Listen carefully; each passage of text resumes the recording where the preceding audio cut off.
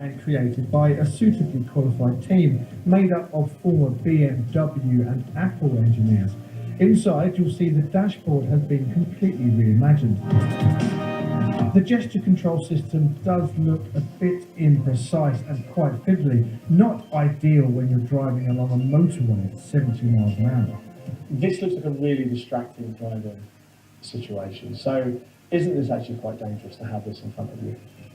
So the key is about customization. When you are in drive mode, we will actually disable certain features. You won't be able to get into watch videos, for instance. What we want to try to build is a platform where when there is autonomous driving, all occupants in the car, including the driver, have the ability to interact. Some of the most exciting features of the Byton car are actually going to be disabled until we live in a world of fully autonomous driving. So perhaps think of this vehicle as bridging the gap between our dumb driving past and our smart driving future.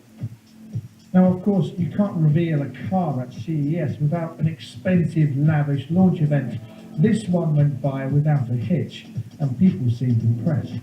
It's a really interesting idea, but they're really trying to target it at an affordable price point. $45,000, about half the cost of the Model S when that came out. Again, 250 to 325 miles of range. So they're hitting all the right marks and adding all this cool technology in. So I think they've got a pretty good message here. If you think all this seems a little familiar, you're right. This was the scene at last year's CES when I covered new car company Faraday Future. Back then, they told us everything was going swimmingly and that their big new factory was going to be built soon. But in less than a year, the factory in Nevada has been scrapped. And while the company insists it's still pressing ahead, Faraday Future is in serious danger of becoming a thing of the past. So what will happen to Byton? The biggest challenge facing them right now is to do with charging. Tesla has more than 8,000 superchargers for its cars dotted all over the world. Byton has none.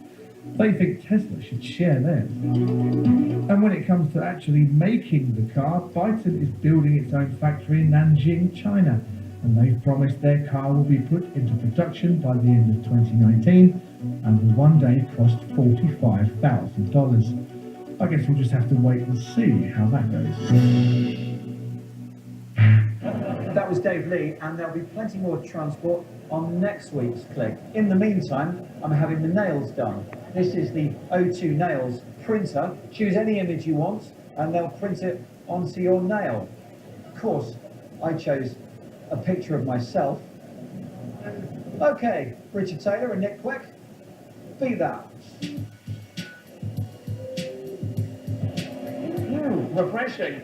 This device is actually creating a vacuum in my mouth. It's sucking at my gums, but at the same time circulating a flow of water around my teeth. It's intended for users with reduced mobility or people that in general have difficulty brushing their teeth because it replaces the need to brush and floss too. The guys are working on integrating sensors into future devices so that oral hygienists or dentists will be able to diagnose and treat for gum disease. And it's quite tickly too.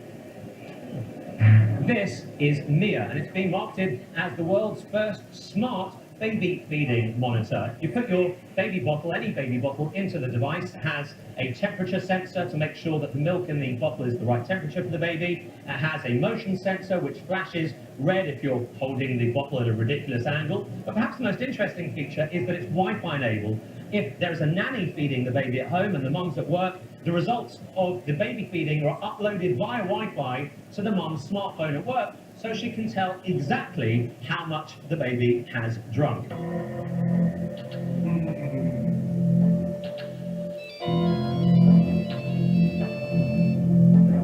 So what you're seeing here is a magical chessboard by Square Off.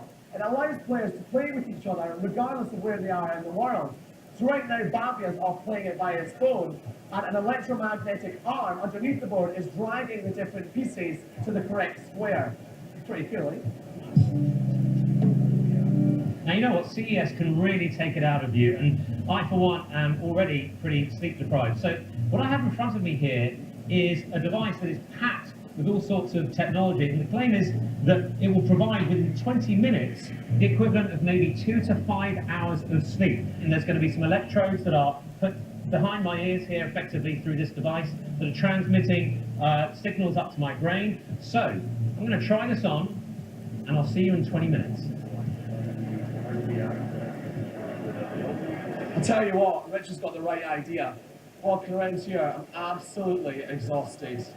I'm